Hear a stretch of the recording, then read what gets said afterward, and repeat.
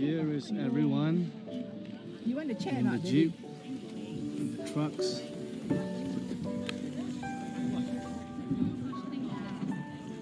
Hey, when the thing blow, you will fly, you know.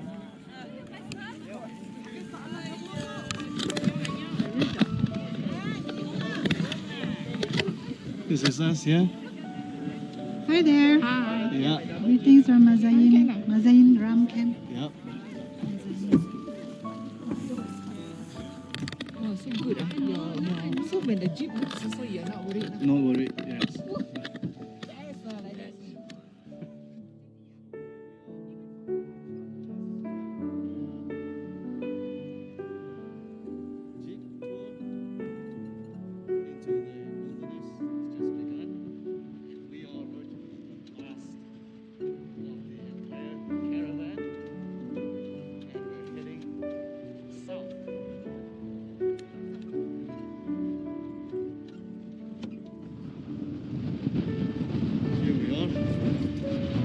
Heading southwards.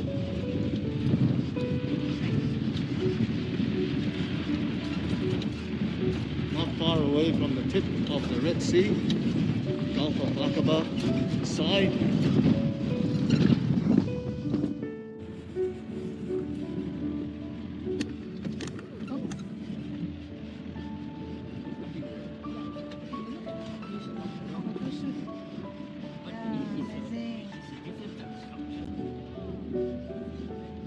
First stop. Hey, everyone is now challenged to climb up to the top. As you can see what's happening to everyone. So we'll see how we fare. Okay. This is the first stop at the top.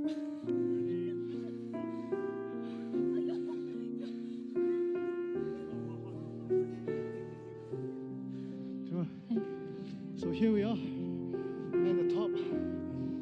This is the view. That's the camp below. And this is the view at the top.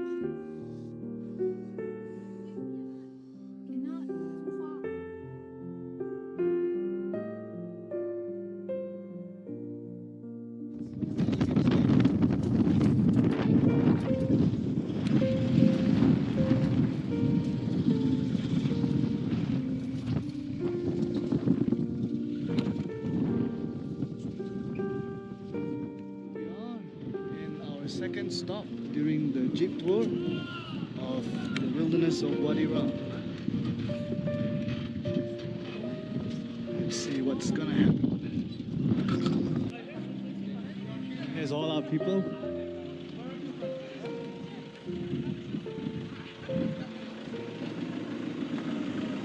Say hello.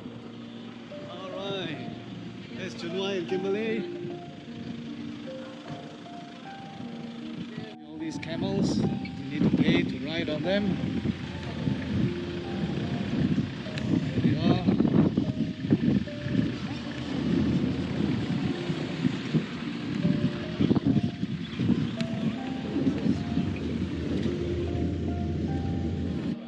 Here we are, third stop. The attraction is smaller. Once you come to the forefront, it loses its feature anymore. Another very interesting path we're going through these rocks.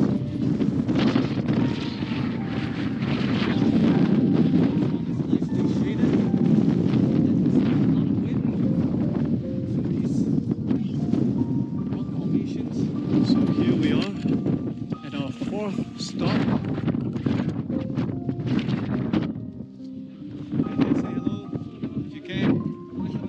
Us have to be covered up because of the wind. And there we see some rock.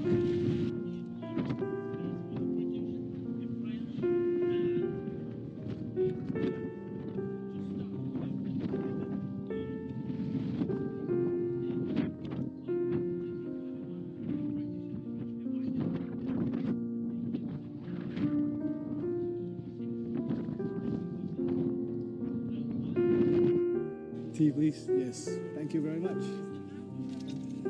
Yeah. Yeah. Thank you. Yeah.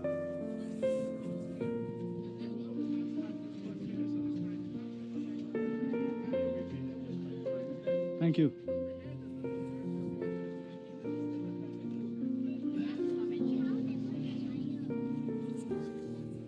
It's a typical Bedouin tent cloth.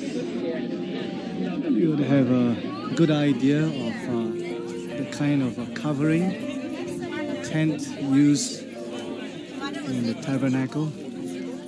It's very thick. So here it is. I've been told that this is goat's hair. So this is indeed a covering of goat's hair.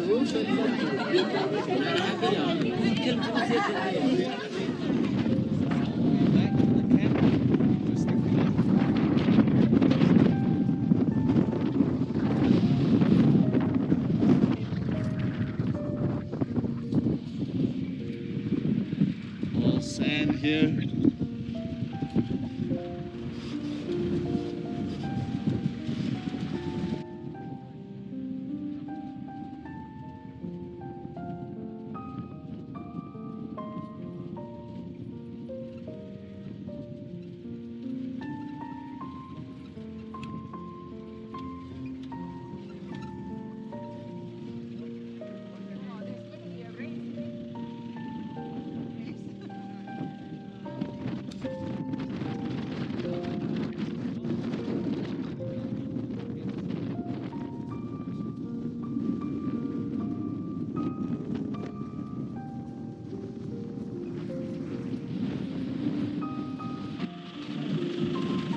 In that direction.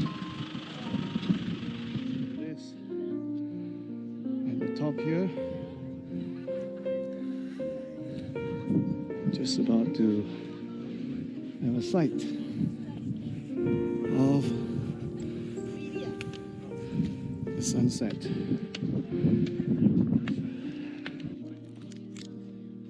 So here's everyone waiting for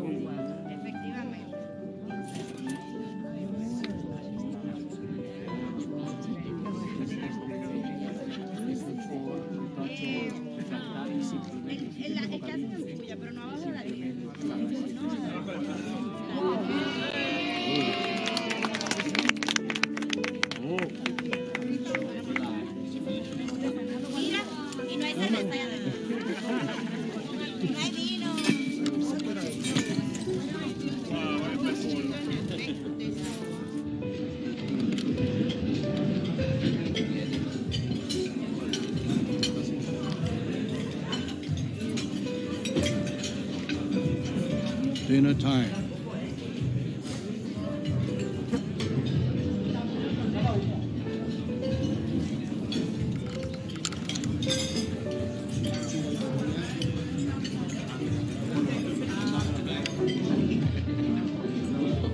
faces. Yeah. Hello, everyone. Yep.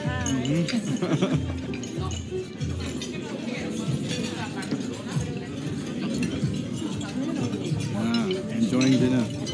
Yeah.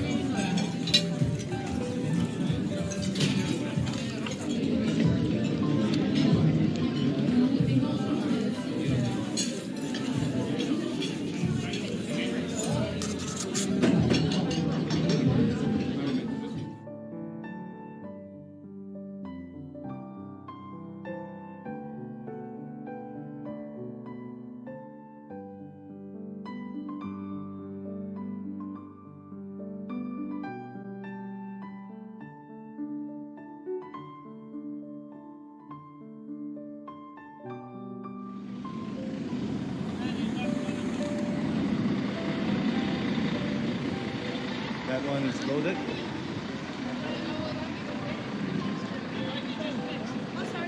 Watch your head! Watch your head!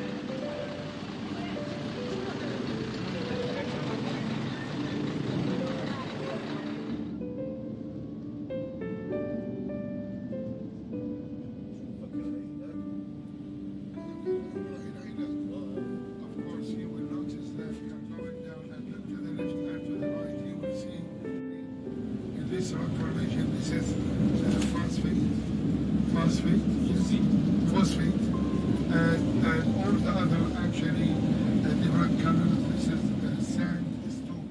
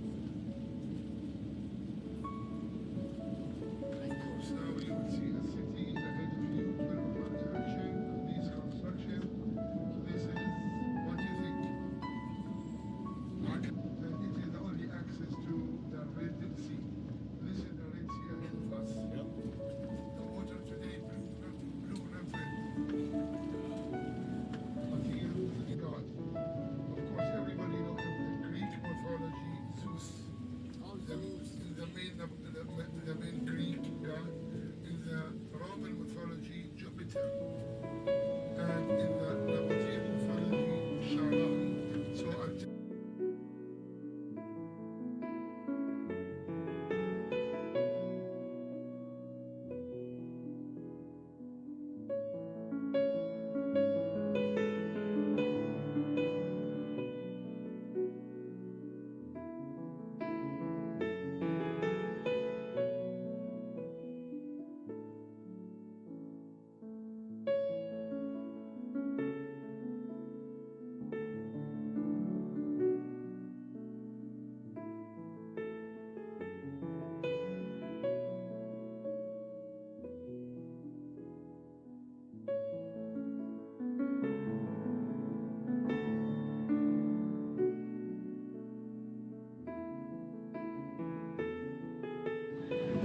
Here we are in Israel finally.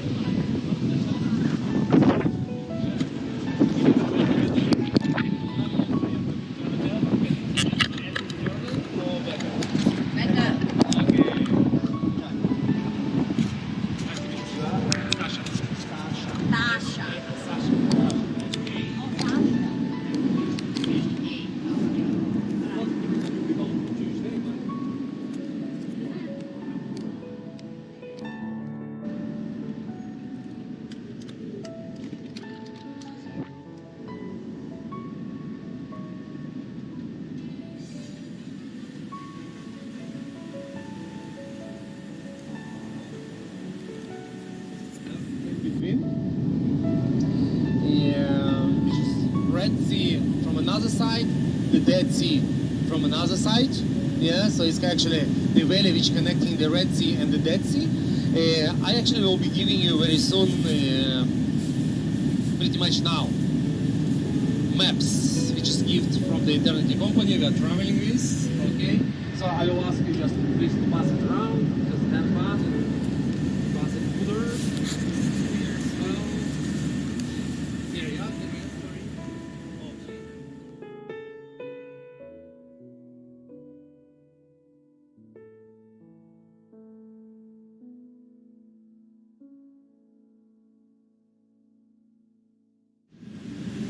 So,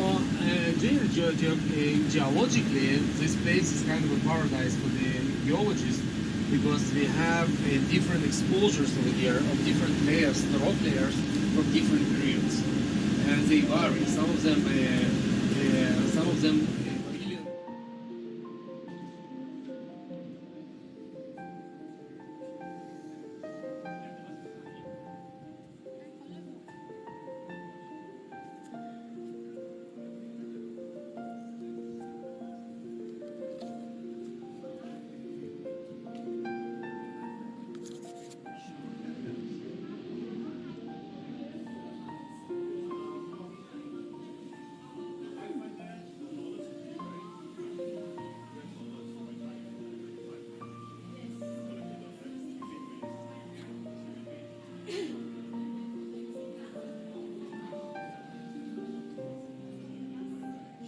This is the visitor center inside.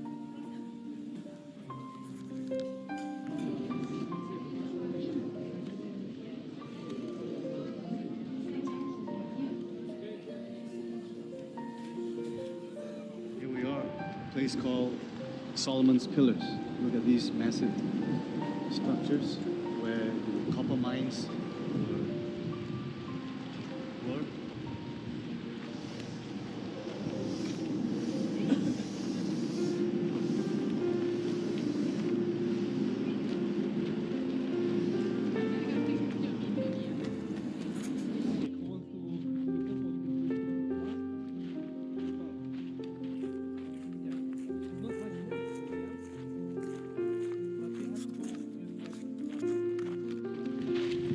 Not much left, but it was Yes. carved into the rock, Yes. and you can see the foundation which was used as the Egyptian temple. But later on, the Mediites Right. came over. They destroyed all the sculptures, destroyed the previous temple, and they built their own. Okay, I see. But there's the niche where.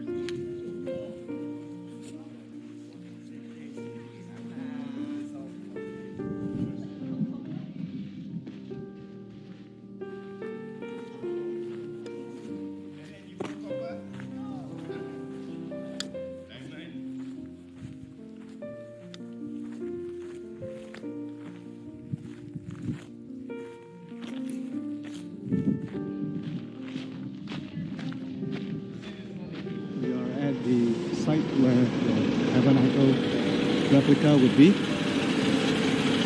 Walking towards there now. See it from afar.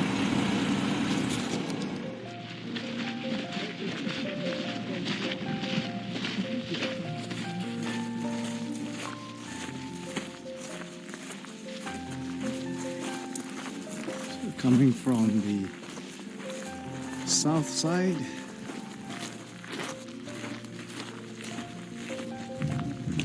Towards the door.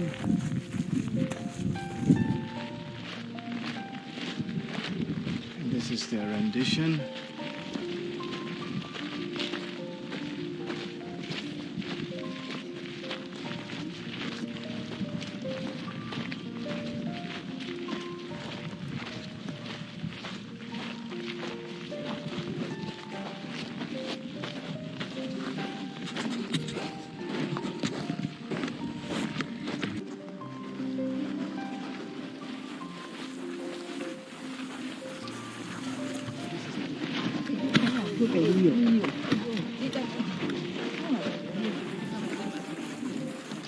It's 10 cubits high. The tabernacle is 10 cubits high. Okay? So this replica is life size. These are the measurements from the Bible. Okay? I would say it's the sin sacrifice. The whole reason why there's a tabernacle is because of God's desire to dwell with people and to be in a relationship with them. Right? Well, what breaks that relationship? Sin. Sin. Right? That's what sin is. It's the breaking of the relationship, the breaking of the covenant between a person and God. Because God is a holy God, so any sin is not allowed in his presence. So if you want to be in God's presence, well, you have to solve that problem of sin. So how do you solve the problem of sin? How do you fix it? Okay? Life. Okay? So a sacrifice has to give its life, its blood, in order for you not to need to. If you want to die for your sins, you bring that animal and the life of that animal is taken, and like you said, it's the blood. Leviticus chapter 17, verse 11, the life is in the blood. God says, I'm giving you this blood not for eating or drinking. What is it for? It's for atonement. Okay? So the life of the animal is taken at the gate, the priest collects the blood, and he walks up the dirt ramp, and he lays the blood and puts the blood on the horns of the altar. And then the rest of the blood he takes and he pours around the altar as a symbol of the price for sin being paid. Okay, so that the person receives the forgiveness for those sins. The person standing at the gate is supposed to understand that anything that's happening to this animal is supposed to be happening to him. But the animal is actually taking the punishment for his sin, and he gets to go free. He gets to be forgiven. So that's the principle of the sin sacrifice.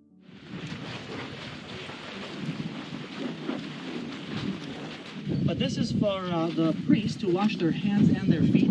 Okay, so the Levites fill this with water, and then the priest, every time before he needed to sacrifice or before he needed to go into the building, he has to wash his hands and his feet. Okay? And it's really important to remember here at the wash basin that water does not wash away sin.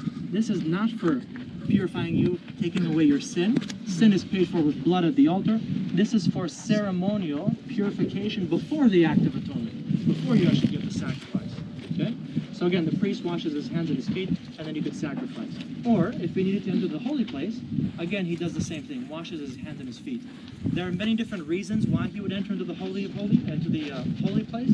He does that multiple times a day. So I'll explain inside what he does, because it has to do with the holy items themselves. So now let's continue inside. Past this second screen, only the priest could go. So only priests are allowed to enter into here.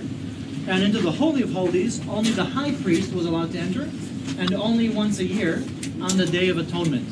Okay? So at least twice a day, every morning and evening, it says that the priests need to enter into the holy place and tend to the lamp.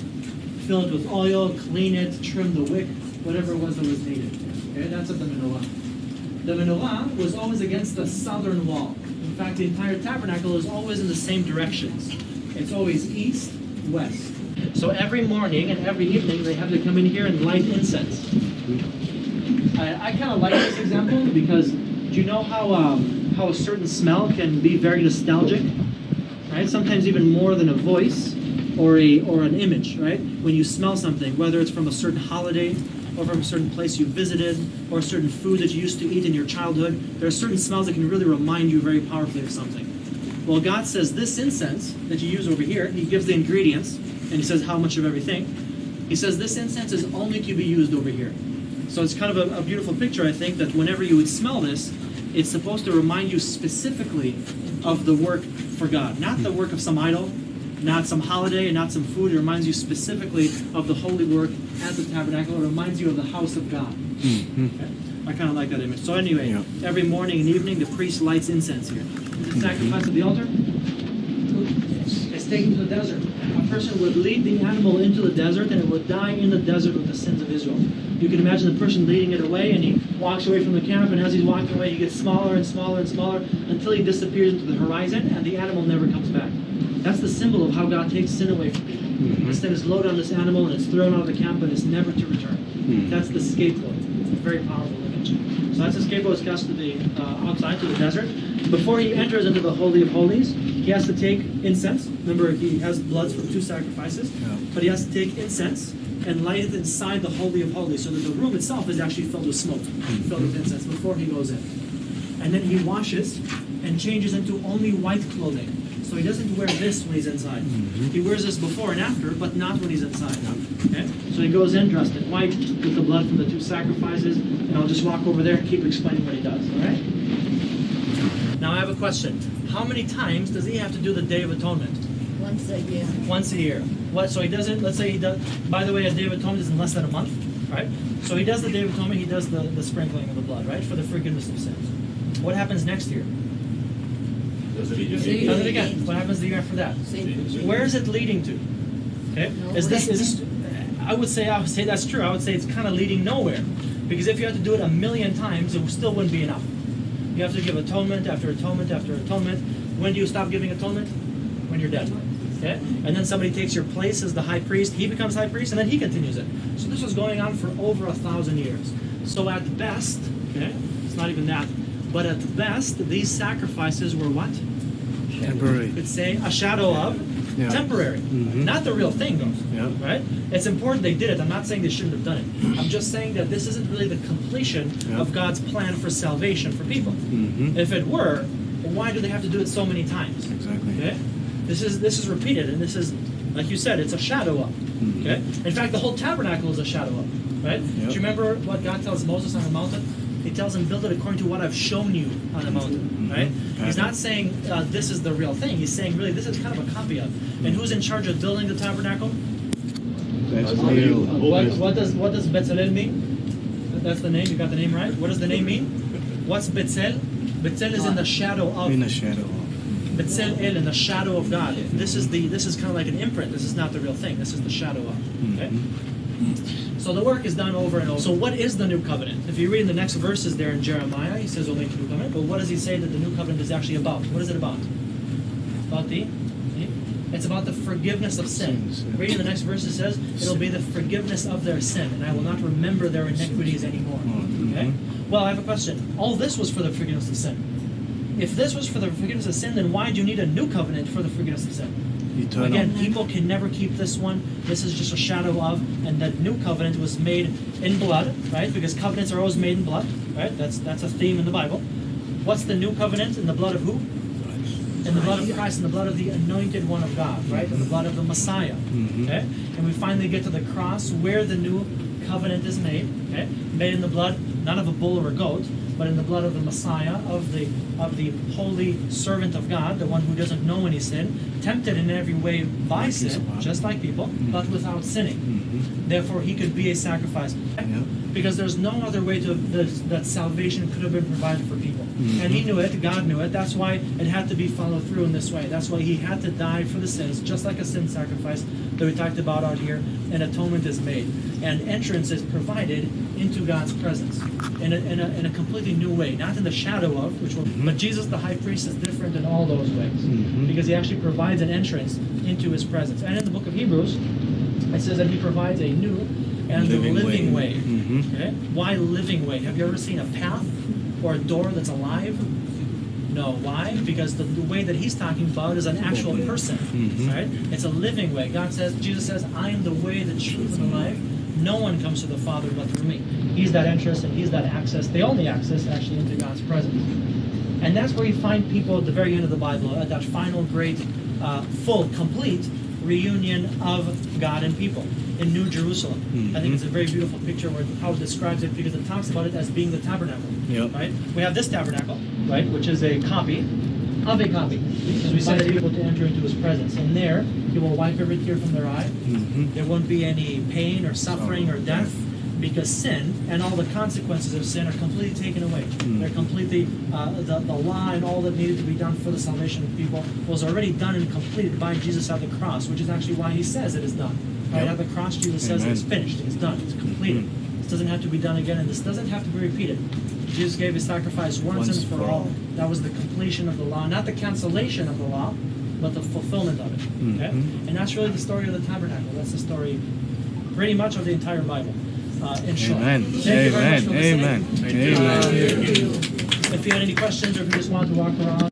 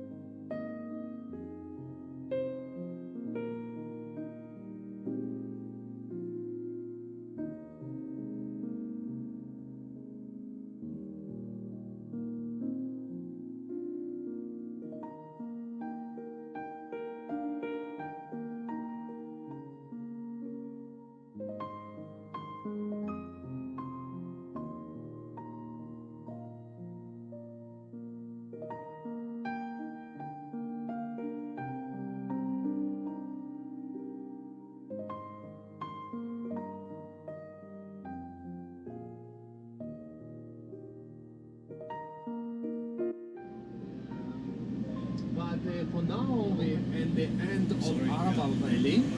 And from here, as soon as we'll get on top, you'll be able to see the Dead Sea already. It will be on your right side. You can see the big pools over there, which is hard to see, but you can see some kind of strange body of water over there, which is Dead Sea. We'll be there another day, so no worries. And here is actually, yeah, here is an important junction. Also now, and also in ancient time, here it will take, you'll have to choose. Either you're going to the coastline through the Beersheba, or you're going to Jerusalem. The way to Jerusalem was by the Dead Sea. It's the easiest way. So, but we are going to Jerusalem not in the easiest way, because we want to pass through the Tel Beersheba. Yeah? Beersheba, which means it means well. And Shiva, it has two meanings. Shiva, it can be 7, and also some people say Beersheba. It's where the Avimelech and the Abraham made an agreement.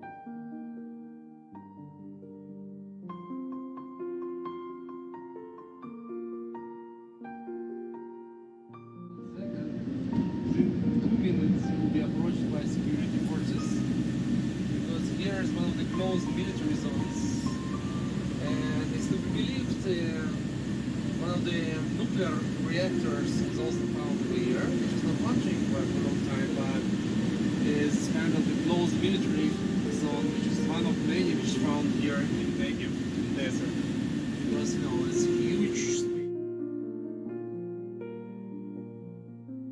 The pomegranate over here. But for us, we know this tree because this tree is very common, especially in arid areas, and it's this one. Okay, that's the tamarisk tree. Yeah? So probably, most likely, this tree didn't survive. The trees cannot live for such a long time.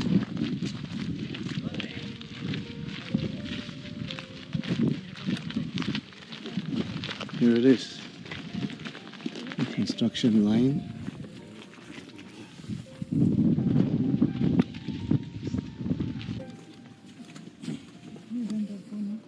Mm.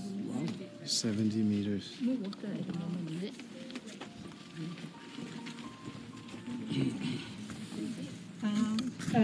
Accurate pavement of all streets. Okay. Right? These are genuine.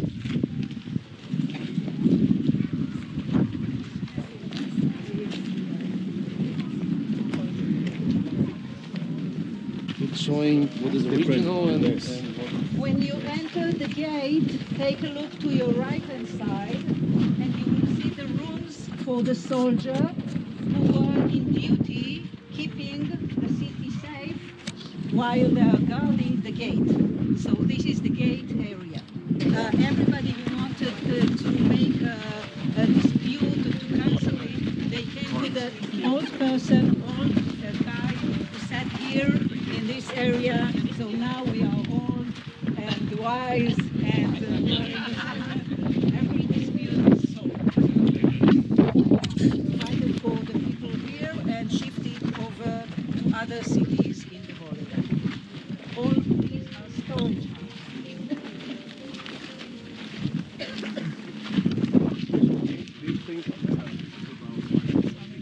It's okay.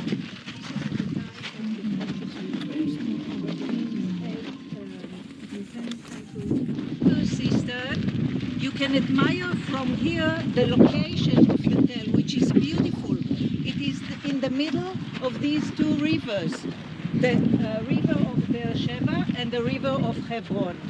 So the location is perfect. Okay. Yeah.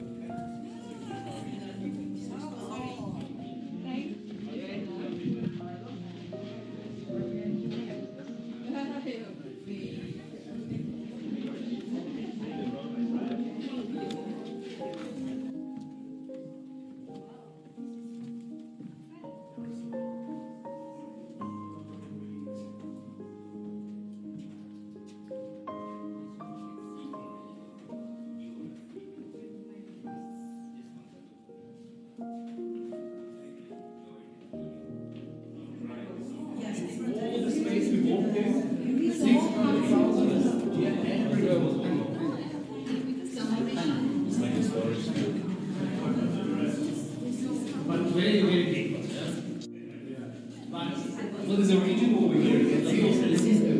The housing rate, you can see the king just opened the space because they wanted to make it safe. So they left the walls, which would keep the ceiling. Because otherwise it just collapse. Especially in this area where there's a lot of earthquakes. But they managed to make it such a strong that even despite the earthquakes and everything, it's never Only actually about 10 years ago. so they are going to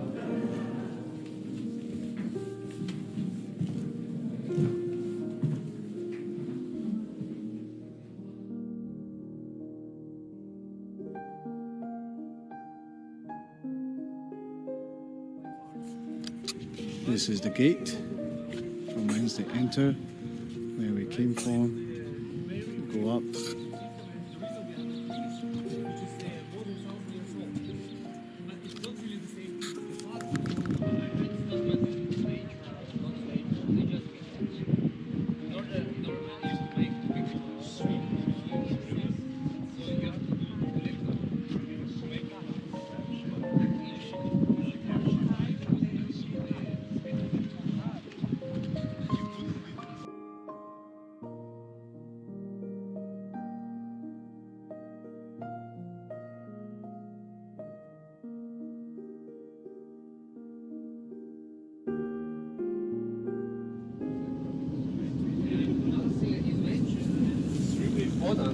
that all these trees you see over here, they not naturally grown here in Israel. Yeah, all those trees, like include all of them, they were planted by Israelis in the last 100 years. Okay, so every tree, every tree you see over here, so it's all those trees were planted, and we do it annually. We have a special day called Tze Peng. It's a biblical festival which we are using today for planting trees. And the small trees are grown in different parts of Israel. They've been brought from somewhere. And on these Tze Peng days, all the educational system, army, and many other systems, we go out to the fields and we plant trees. We can see small. And of course, just in front of us, we already can see partly the old town of Jerusalem. And old town of Jerusalem is something else. It's a tiny, small place, only 1 square kilometer. Only 1 square kilometer. And that's the place, but each inch, each centimeter of this square kilometer is stuffed with history and stories and the different events which happened there in the last 5,000 years. Okay, so and tomorrow we're actually going to dedicate mostly our time to the old Jerusalem, but now we are driving and also you're living in the new Jerusalem. So for you it's important to understand. Okay.